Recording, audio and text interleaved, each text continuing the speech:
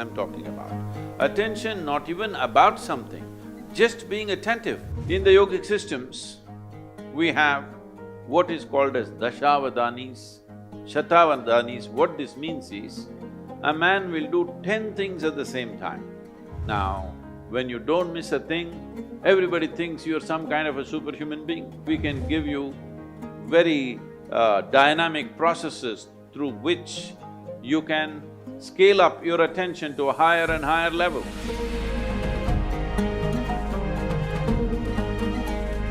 My question is, what means focus to you, and which way can we apply focus in our daily life? So what's your definition of focus? Okay.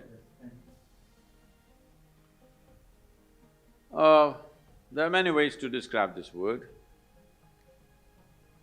Instead of saying focus, if you use the word attention, would you agree that attention and focus are about the same thing? There is a little difference.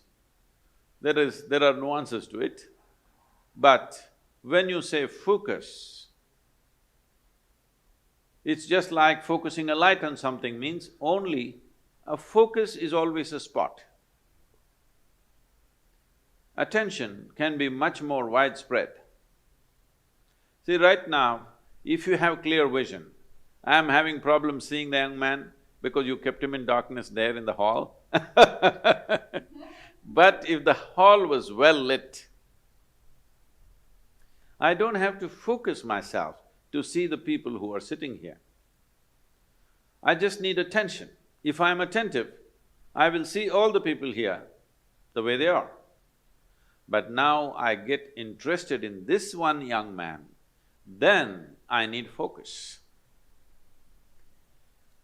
If I had only focus without the general attention about everything around me, indiscriminate attention I'm talking about, attention not even about something, just being attentive only because there is a certain level of attention and awareness within you, you even know that you exist.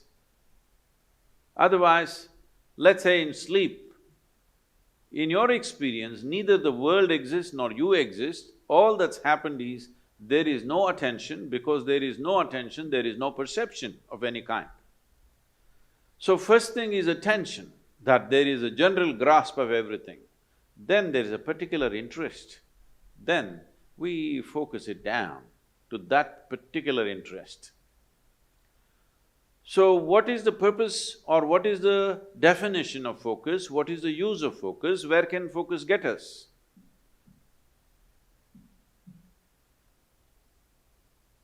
We are focusing on something only because our attention is not keen enough. If our attention was very keen, you would not need to focus on anything. In the yogic systems, we have what is called as dashavadanis, shatavadanis. What this means is, a man will do 10 things at the same time. Another man will do 100 things at the same time. This is, he will articulate a particular musical raga, at the same time he will calculate a very complex arithmetic problem, at the same time he will write poetry, at the same time like this he will do 10 things or 100 things. There are people like this. You can either use that to just be a stage performer, or you can just use it in your life, you're an entrepreneur. It's very important, if you're walking on the street, you're able to see something that most other people cannot see. That is when you become a leader. Because you are able to see things others are yet to see. That is when you take up a leadership position, because essentially leadership means you're on a perch. Once you're on a perch, you must see better than others. So attention is that dimension which will put you on that perch. If your attention has to be very keen about everything, then you should stop discriminating in terms of, I like this person, I don't like this person, this is good, this is bad, this is nice, this is not nice, this is useful, this is not useful. If you do not make any kind of discrimination, you just work on your attention, not about being attentive about something, just being super attentive, not about anything. See, right now if you increase the voltage in this hall where you're sitting, when light comes on, light is not thinking in terms of whom should I focus on. When light comes on, everything that is there in that room will be seen.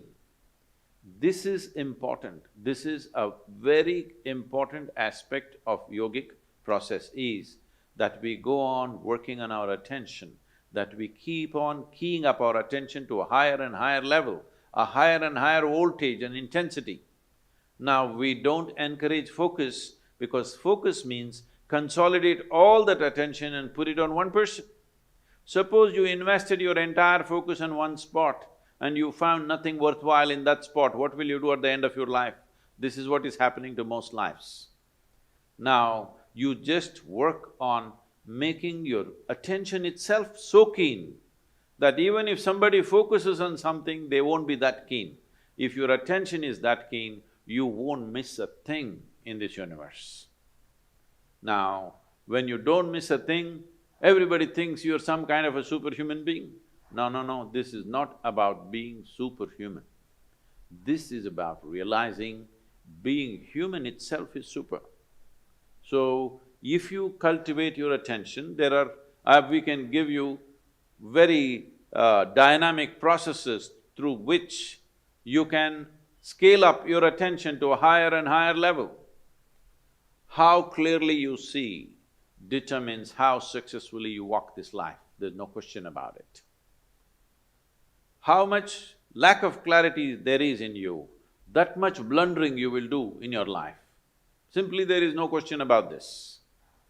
So, if one has to first of all, work towards cultivating this attention, first thing is you stop your sense of discriminatory looking, that you don't look at this person, oh, this is a man, this is a woman, this is a dog, this is that. Simply pay attention without any judgment. If you just pay attention to anything and everything without any judgment, you will see, if you just pay attention to an ant, there are phenomenal things. You're in Germany, who knows if you pay enough attention to an ant, you may come up with the best automobile on the planet because I have not seen any machine moving with as much dexterity as an ant moves. But I think nobody has paid enough attention to an ant. So, attention, raising the bar of attention is more important than focus. For immediate purposes, if you need to focus on something, you can. But right now you can do a simple experiment. If you sit with your face slightly upturned like this and close your eyes, you will see naturally there'll be a focus between your eyebrows. But you can be conscious of many things, people around you, your breath, the sensations in your body. You can be conscious of everything and still be focused.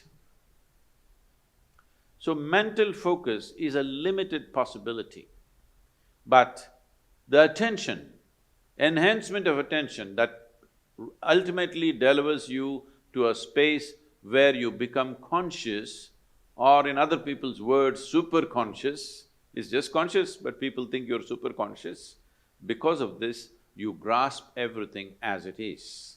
The most important thing for this is that your mind is not functioning like a prism, distorting things and creating designs where they don't exist. Your mind has become like a plain mirror, it just shows everything just the way it is. Only when you see everything just the way it is, you will have the ability to handle everything sensibly, otherwise you make a mess out of many things.